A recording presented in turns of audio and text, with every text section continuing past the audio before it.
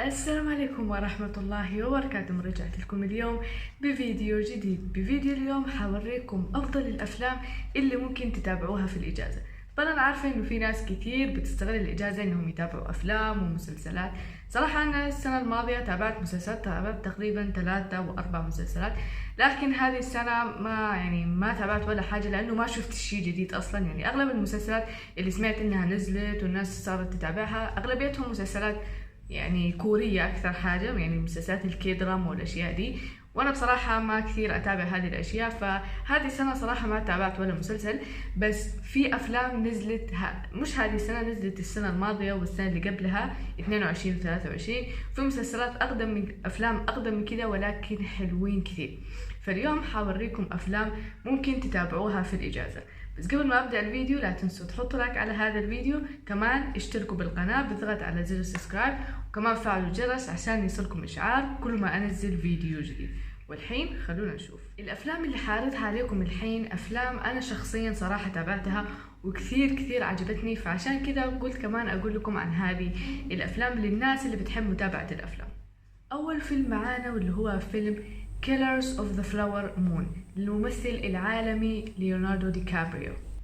هذا الفيلم مستوحى من قصة حقيقية، واللي هي قصة الهنود الحمر، وكيف قدروا الأمريكان إنهم يقتلوا الهنود الحمر، أو بالمعنى الأدق يعني إبادتهم بشكل كلي.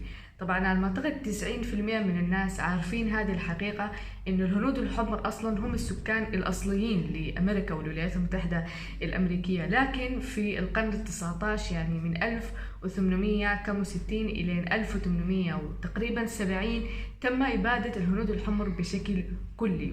ده جاء من الأوروبيين اللي كانوا عايشين في أوروبا وانتقلوا للولايات المتحدة الأمريكية، أو تحديدا أمريكا الشمالية، فاستولوا على الولايات المتحدة الأمريكية وصاروا هم السكان الأصليين للولايات المتحدة. فهذا الفيلم بيحكي عن قصة هذه القصة اللي هي قصة الهنود الحمر، وكيف قدروا الأوروبيين أساسا يختلطوا فيهم ويبيدوهم من مكان. ولكن في ملاحظة عايزة أقولها لكم، إنه القصة الحقيقية بعيدة عن قصة الفيلم. الفيلم غيروا فيه أشياء كثير، في حاجات أضافوها من عندهم، في أشياء ما سووها أصلا، في أشياء حذفوها، فمو كل شيء يعني هو نفسه موجود في الفيلم. وده أغلب أساسا اللي بيسووه شركات الإنتاج والمخرجين لما يسووا أفلام مستوحاة من قصص الحقيقية. 90% من الأفلام اللي تكون مستوحاة من قصص حقيقية ما تكون هي نفس القصة كوبي بيست وعملوها فيلم، يغيروا فيها أشياء، يضيفوا أشياء ويحذفوا أشياء. فاللي راح يسمع القصة الحقيقية أو سمع القصة الحقيقية وجاء تابع الفيلم حلاحظ إنه في أشياء كثير غير. فقصة الفيلم نوعا ما بعيدة عن القصة الحقيقية، ولكن هي بتتحدث عن نفس الفكرة واللي هي قصة الهنود الحمر واختلاطهم بالأوروبيين. تاني فيلم معانا واللي هو فيلم كولونيا للممثلة المفضلة بالنسبة إلي إيما واتسون.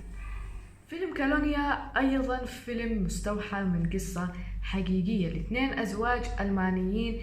هذه القصة حصلت لهم في 1973 وقت الانقلاب العسكري اللي حدث في تشيلي. أنا ما حاحكي لكم قصة الفيلم كلها لأنه الفيلم أساسا قصته طويلة وقصته حلوة، ولو أنتوا بتحبوا القصص ممكن تتابعوا أو تقروا القصة الحقيقية اللي هي قصة الانقلاب العسكري اللي حدث في تشيلي في السبعينات. ولكن طبعا أنصحكم أنكم تشوفوا الفيلم لأنه الفيلم جدا جميل بطولة الممثلة الجميلة إيما واتسون وكمان الممثل دانيال. ثالث فيلم معانا واللي على ما أعتقد 90% من الناس تعرفه واللي هو فيلم A Quiet Place للممثلة إيميلي بلانت. Quiet Place انعرض في 2018 أول جزء منه، لأنه Quiet Place اتعمل منه 3 أجزاء، الجزء الأول والثاني والثالث. الجزء الأول هو ده الجزء اللي أنا أنصحكم إنكم تتابعوه، لأنه فعلا الجزء الأول كان من أفضل الأفلام في ذاك الوقت، وإلى يومنا هذا يعتبر من أفضل الأفلام. وتقريبا فيلم كوايت بليس مرشح إنه يعني أفضل أفلام الرعب في العالم كلها. يعني شوفوا هو من 2018 إلى حاليا 2024 وهو يعني في المرتبة الأولى. الجزء الثاني من الفيلم كمان كان حلو، أنا صراحة ما تابعته، تابعت الملخص لانه دورت عليه صراحه بالشهور، دورت ما لقيته، فاضطريت اني اتابع الملخص وخلاص. وكمان صراحه الملخص حلو. الجزء الثالث بقى انا بصراحه ما تابعته ولا شفته، لانه الجزء الثالث اساسا انعرض ذي السنه 2024 واغلب الناس اللي شافوا الفيلم قالوا الجزء ما حلو. انا ما اقدر اقول لكم اذا حلو او لا لاني انا صراحة ما شفته، فانا انصحكم انكم تتابعوا الجزء الاول. اللي ما تابع الجزء الاول منه يتابعه، لانه الجزء الاول والثاني فعلا افلام خطيرة. الجزء الثالث الاغلب اللي شافوا قال انه ما حلو. وانا بصراحة لما شفت يعني المقدمة حقت الفيلم، تابعت كده يعني مقاطع قصيرة، في اشياء كتير غير. يعني اللي ما تابع الجزء الاول والثاني حيحس انه هو داخل فيلم غير، مش نفس الفيلم. لانه اولا مش نفس الممثلين، يعني الممثلين اللي مثلوا في الاول والثاني مش هم اللي ممثلين في الثالث، جابوا ممثلين تانيين تماما. حتى التصوير غير، حتى يعني نوعا ما الفكرة شوية فيها غير. يعني حسيت انه مختلف تماما عن الجزء الاول والجزء الثاني، يعني كأنه المخرج يعني راح بعيد شويتين. فصراحة الجزء الثالث انا ما عندي عنه اي فكرة، لكن انصحكم بانكم تتابعوا الجزء الاول. والجزء الاول كان كثير حلو، ولكن ده يعتبر فيلم رعب، فالناس اللي بتخاف شوية من افلام الرعب احسن يكون شخص معاكم، او لو انتم مثلا تحت ال 12 سنة او كده ما انصحكم انكم تتابعوا.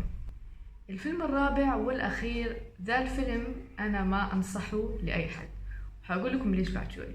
وهو فيلم دامر مونستر The Jeffrey Dahmer Story للممثل إيفان بيترز. فيلم دامر مونستر The Jeffrey Dahmer Story اللي قدمه الممثل إيفان بيترز. الفيلم ده برضه مستوحى من قصة حقيقية للأسف. الفيلم ده قصة حقيقية. الفيلم ده بيحكي عن قصة قاتل متسلسل، كان من أشهر القتلة المتسلسلين اللي موجودين في أمريكا، واللي هو جيفري دامر.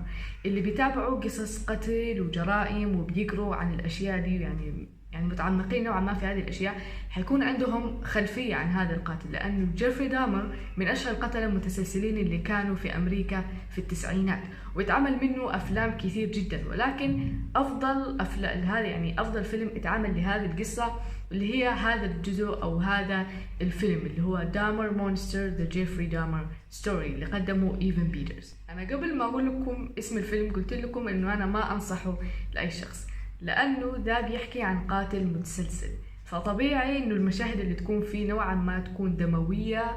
ويعني حتى جيفري دامر اللي هو القاتل الحقيقي مش قصة إنه هو مجرم بس أو قاتل متسلسل بس، لا، يعني الموضوع أكثر من كده بكثير. بس أنا ما عايزة أقول يعني تحبذا يعني لو في أطفال بتابعوني أو شيء. فالفيلم ده أنا أنصحه للكبار بس، اللي هم من 16 سنة وما فوق، لأنه فيه مشاهد دموية وفيه مشاهد يعني ما تناسب الأطفال وما تناسب الكل. وحتى لو أنتوا كنتوا كبار بس ما يعني ما تتحملوا المناظر الدموية واللي فيها أشياء زي كده، ما أنصحكم تتابعوا. فعشان كده الفيلم ده خاص للكبار بس، للناس اللي تحب الجرائم والقتل والأشياء زي دي. بس اللي عنده فضول يعرف القصة ممكن يسمع القصة الحقيقية من يوتيوبرز، لأنه في كثير ناس، في منهم أجانب في منهم عرب، يتكلموا عن قصة هذا القاتل اللي هو جيفري دامر. ولكن الفيلم أحسن بكثير من إنكم تسمعوا القصة. لكن زي ما قلت لكم مش للكل، الفيلم ده مش للكل. وأنا أنصحكم بالفيلم أكثر لأنه إيفان بيترز اللي هو البطل الرئيسي قدم الدور بشكل فوق الخيال. يعني حتى الناس اللي تابعوا الفيلم كانوا كاتبين في التعليقات انه الناس صارت تحس انه ايفان هو المجرم اكثر من جيفري دامر، ايفان اللي هو البطل، لانه فعلا قدم الدور بشكل رهيب جدا. وغير كذا انه ايفان بيترز بسبب هذا الفيلم اخذ جائزة جولدن جلوب اللي هي جائزة الكرة الذهبية لأفضل ممثل لعام 2024. وبس هذه كان كل الأفلام اللي أنا بنصحكم إنكم تتابعوها. قولوا لي انتوا ايش تتابعوا هذه الفترة، ان كان افلام او مسلسلات، اكتبوا لي بقاعة التعليقات. وقولوا لي ايش كمان حابين يكون الفيديو الجاي. لا تنسوا لايك وسبسكرايب والاشتراك والكومنت. كان معكم آسا. See you at next video. Bye.